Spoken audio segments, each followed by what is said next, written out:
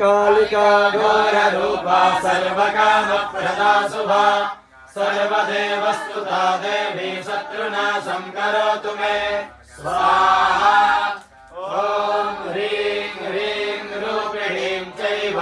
ह्रां ह्रीं ह्रां रूपिणीं तदा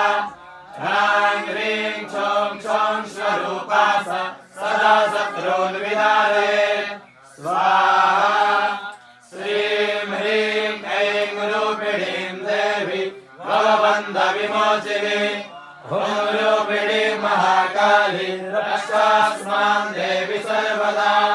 स्वाहा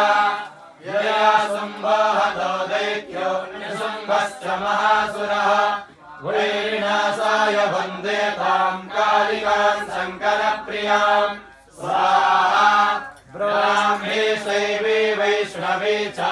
वाराही नारसिंहिका कौमार्येन्द्री च चामुण्डा खादन्तु मम विद्विषः स्वाहा सुरेश्वरी घोररूपा चण्डमुण्डविनाशिनी मुण्डमालावृताङ्गी च सर्वतः पातु मां सदा स्वाहा ह्रीं ह्रीं ह्रीं कालिके घोरे दंश्रे वरुदिरप्रिये रुधिरापूर्णभक्त्रे च रुधिरेणावृतस्तने स्वाहा मम शत्रून् खादय खादय हिंस हिंस मारय मारय भिन्द्य भिन्दे छिन्द्य छिन्दे उच्चाटय उच्चाटय द्रावय द्रावय शोषय शोषय स्वाहा ह्रां ह्रीं कालिकायै मदीयशत्रून् समर्पयामि स्वाहा ॐ जय जय किरि किरि किटि किटि कट कट मर्द मर्द मोहय मोहय हर हर मम रिपुं ध्वंस ध्वंस भक्षय भक्षय त्रोटय त्रोटय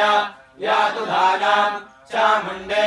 सर्वजनान् राज्ञो राजपुरुषान् श्रियोमवस्यान् कुरु कुरु तनु तनु धान्यं धनं मे अस्वान् गजान् रत्नानि दिव्यकामिनीः पुत्रान् राजश्रियं देहि यच्छ क्षां क्षीं क्षौं क्षैं क्षौं च स्वाहा।